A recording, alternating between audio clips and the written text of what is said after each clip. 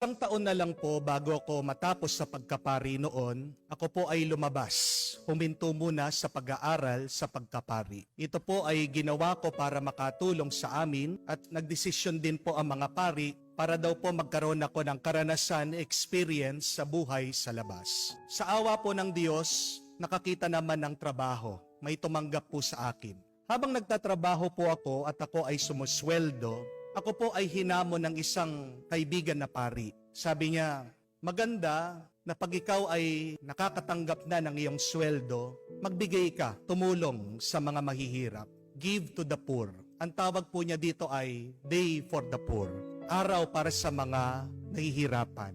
Kaya po, sinubukan ko dahil sabi niya, tingnan mo kung ano yung mangyayari sa buhay mo. May magbabago. May magandang epekto yan. Bawat po ako ay makatanggap ng sweldo, I would set a date, isang araw, maghahanap ako ng mahirap, papalimos, at ako po ay magbibigay sa kanila.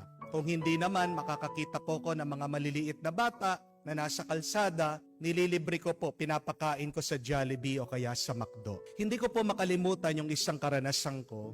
Isang araw ako po ay pauwi na at dumaan po ako sa isang overpass. Pag-akyat ko po, nakita ko sa gitna ng overpass, dinadaan-daanan ng mga tao, ay isang babae na hawak-hawak ang kanyang anak na sanggol, nagpapalimos. At naramdaman ko po sa aking puso, sa aking kalooban, sinasabihan ako ng Diyos, ayan, tulungan mo yan.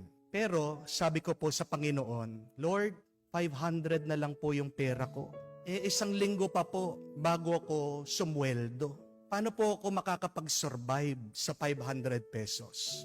Pero kahit anong sabihin ko, talagang tinutulak po ako ng Panginoon na tulungan mo, huwag kang mag-alala. Kaya po kahit na merong pag-aalinlangan, bumaba po ako sa overpass, nakakita po ako na nagtitinda ng lechong manok, bumili po ako. 250 po yung manok. Sabi ko may ulam, dapat meron ding kanin. Di po ba? Bumili po ako ng 2 kanin. Ang mahal.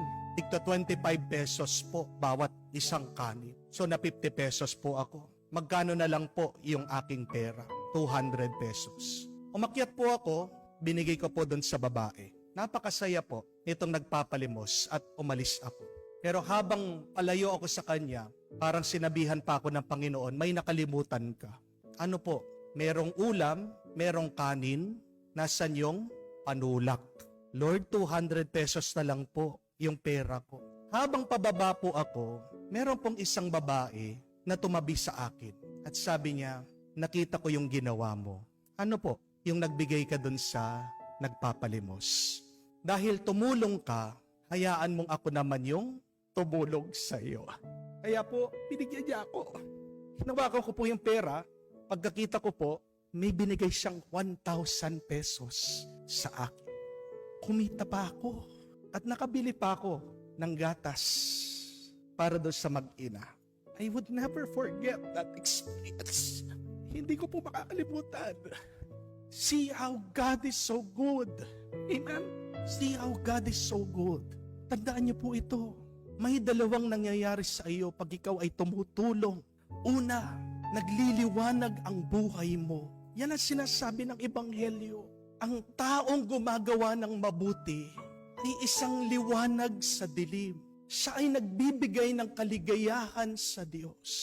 Gusto man natin hindi, pag ikaw ay tunay na mabuti at nagbibigay, may nakakakita at hindi ito mai-ignore ng ibang tao. At may nai-inspire kang tao.